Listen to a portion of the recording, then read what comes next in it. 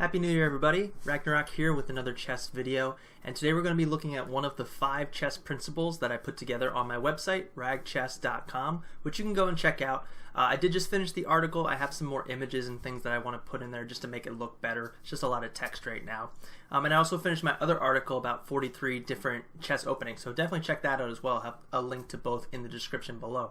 But this video is going to highlight a game that I just played a few days ago against somebody rated about 1850 on Lichess, and it just goes to show that following the chess principles in the opening, it doesn't matter if you're ranked 1000 or 2600, it's always going to apply, and that's why I think this is a really good game to showcase here. So one of the 5 principles here is to not move your queen too early, and I'll demonstrate why in this game. So I am playing as the black pieces, my opponent playing with the white pieces. He opts for d5 or d4, the queen's pawn opening, and I opt for the king's Indian in this opening.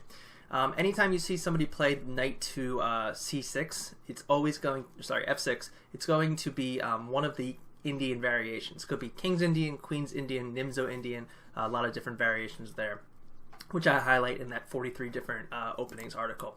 So in this one, I've been trying to practice the king's Indian. I actually haven't really played it too much over the years. It's more of a recent development. I'm just trying to understand the theory behind it, so I thought I would share that with you guys. So next he goes for knight to f3. I go for g6 because the whole goal of the king's Indian is to fianchetto your bishop on the king's side. He goes for g3 as well, just to fianchetto his king side bishop. So we're both kind of creating attacks on the queen side with these potential openings. I go from bishop to g7, bishop g2, castles, castles, kind of like a almost complete mirror game here. So I decide to finish off the mirror and go for d5, preventing him from pushing the e5 pawn or e4 pawn pretty quickly, as well as the c4 square. And you know, I do create weaknesses here, but I feel that because neither of my pawns have been pushed, I could eventually open up this attack with c5. He ends up pushing c4 right away, whereas I do just take because there's no immediate way for him to take back. This is kind of a weird queen's gambit where he's playing right here, where he's pushing c4, which the goal when the bishop is on the original file is to push to e3 and then allow the bishop to take here. But right now there's a rook there, which isn't going to really help him out in this particular situation. So he has to find a way to take this pawn back. It may have been a mistake, I'm not sure, but he goes with his queen to c2. Now, here's the immediate issue. One of the principles is to not move your queen too early. And what I mean by that is to not move it before you develop your minor pieces being your knights and your bishops. And developing means bringing them off of the back rank. So because both of his bishop and his knight on the queen side are not off the back rank, he is not fully developed just yet. So to move your queen, especially to bring it to the center, trying to attack this pawn, it's not really beneficial for you. And you'll see why actually in this game.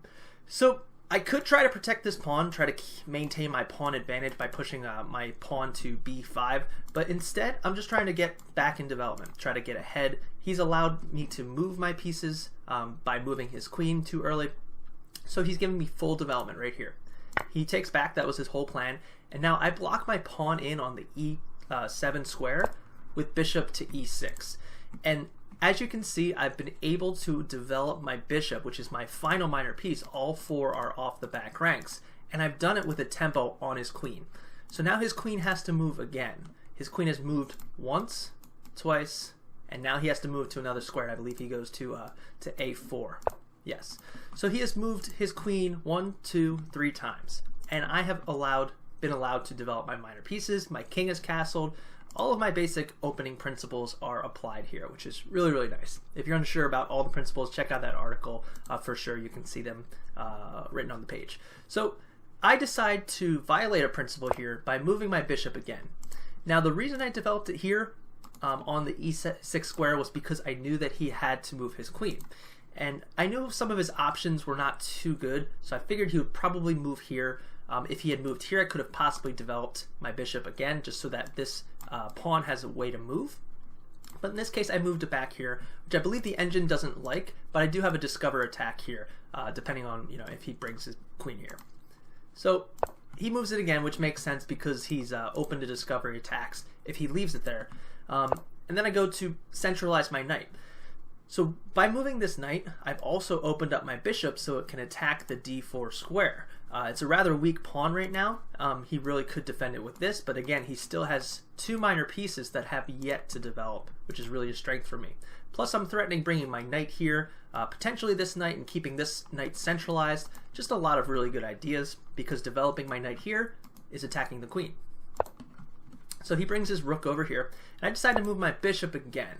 Now, I did move my bishop 3 times. I moved it to e6, d7, and then now back onto for the first time onto f4.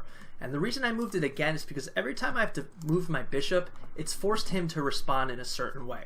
So he either has to move his queen every time I've moved my bishop, or he has to block it. And in this case, he pushes the pawn here, which is also kind of forced, because either this or he moves his queen again, which is not good. That's why his queen has moved a few times. It's given me the tempo to be able to move my bishop as well, and just kind of create a better position. Now, this immediately looks like a fork. However, I anticipated this, and my next move is to move the knight with tempo on the queen, forcing him to move again. Now the queen does move, which allows me to move my bishop again for another time, but I still have less moves for that bishop than he does for his queen. And he still has these pieces just sitting back here, which is really just not the ideal situation for him. Now, not only did I move my bishop finally to a square that I really kind of wanted, because I could eventually maybe bring my queen here, have a nice file on here, and move my bishop over here to get rid of his fianchettoed bishop. But I've also got this pin going against not only the queen, but against the rook as well because of his last move. So it's just a really powerful position, and I've created a lot of weakness on this pawn, because by moving this knight all the way from here over to here, this is, like I said earlier, opened up my bishop to attack this pawn. My queen is here, and my knight. I've got 3 pieces, while he only really has 1 defending it right now. This knight cannot move because of the queen pin. It's a lot of lines. So he brings this bishop out to defend, which, you know, makes sense. However, I can just take. I have 3 defenders. He only has 2 defenders. 3 attackers. He has 2 defenders. Now, if he does move this, he's going to have to make sure he has a tempo on my queen, which is what I've opened up. However, having my knight here, I do have ideas of check either way on the king, just developing with that tempo. He does take back. I take back, which is, you know, tough because now I've got this weakness. However, his bishop is off the board, so his queen would have to get here, and his knight would have to somehow defend it, and it's kind of tough for him to do so. So the queen does not have an immediate mate, and he can't even really get into this square anyway. Not for a little while anyway. So I feel pretty safe trading off that bishop at this point, because it does allow me to go up a piece. He now only has 1 defender, and I have 1 defender. So he goes, if he, if he were to go through and take this bishop, 1 second, had to switch to analytics mode. So if he were to take right here, I could take right back, right? Because the idea was that he didn't have enough defenders. He really did because of this knight. However, if he does take, I take back to take his queen. We've now equalized the position once he goes here. However, I have my knight going to c2, which is now completely blocking his rook because, again, he has not developed his knight. So always develop your pieces, especially before you move the queen, as well as moving the queen multiple times. So keep that in mind. This would have been a great endgame for me as well, but it didn't go that way because the next move he played was knight to a3. Yes, developing the piece. However, I am already at the point where I have just a really strong ideas here. My next move, just defend the bishop because I need another defender on here, and because his pawn has moved here and the c pawn is gone, he has no easy way to attack this bishop and force it to move. The only way he could do it, I guess, would be potentially bringing his knight to b5, but I don't even worry about that. I just bring c5 at this point. He could, I guess at this point he could move it. The engine actually is suggesting that he move to c2. I would end up trading off this bishops. It's just, I think, a pretty good endgame for me, or mid-game pushed into the endgame. But he ends up going with his queen to c4, which is an interesting move. Like I said earlier, this bishop still has a pin on here, so a lot of really good stuff for me. I just end up moving my queen off the line as the rook. I think it's the easiest way to go, and you know, just this pawn, this queen and bishop are on file with the king, which is just really, really nice. And he can't move this knight, of course. So he moves here. That just kind of creates a little bit of a trap here, where I have this bishop, again, a tempo on the queen. Queen must move again. For some reason, you know, I think at the beginning he probably should have moved to a dark square if possible. Staying on all these light files just allowed my bishop to continue to move him around. So I decided to get rid of this pin here, force him away. He must move, and then I take this here. Now, I'm not really worried about if his queen were to take, because if it takes, yes, I can double up my pieces, but then I've got a nice file on here. If his queen goes here, I mean, my rooks are connected. I've got a lot of pressure going on, a pretty nice pawn structure, actually, even though this pawn is a little bit off here. I think that would have been probably a better endgame for me. I am a little bit, it is an even endgame in this position, but, you know, I still think it's a little better off for me. I'm up, I think, 2 pawns, too. So if I go back, he went here. He actually ended up taking this bishop. So he goes up a piece right now.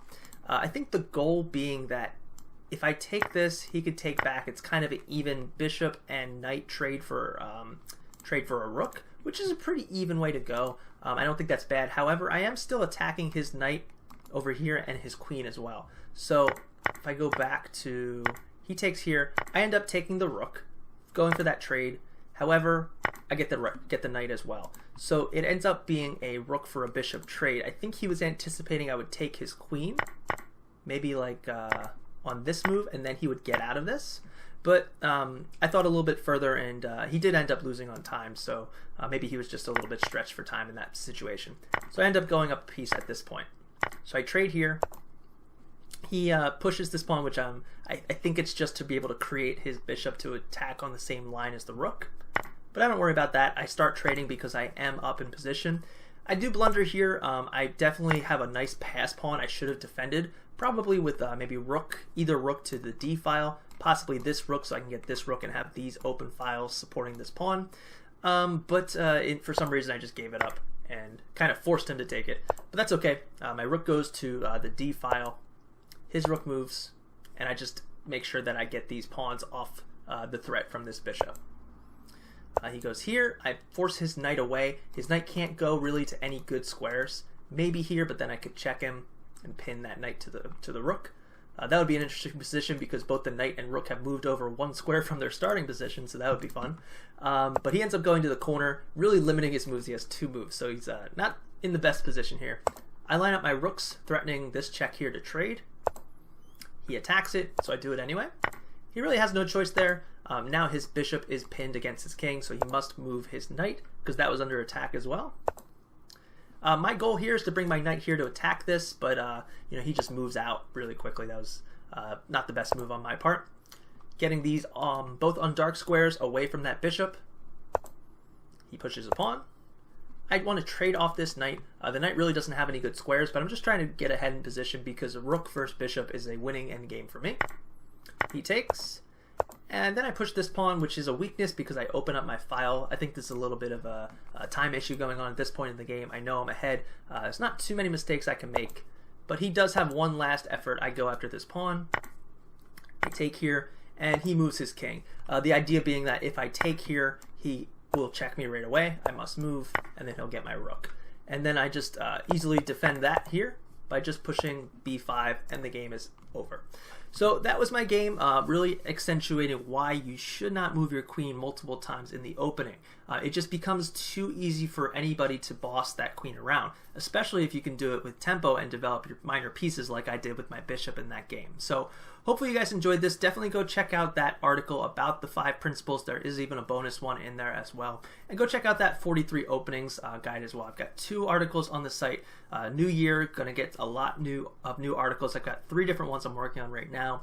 But hopefully you guys enjoyed these games that I've been playing as well. It's just uploads I'm doing now to kind of, you know, keep doing video. It's been once a week I've been trying to do it for the past month, and then dedicate to writing as well. So hopefully you guys enjoy this. Have a happy new year, and I will see you in the next video.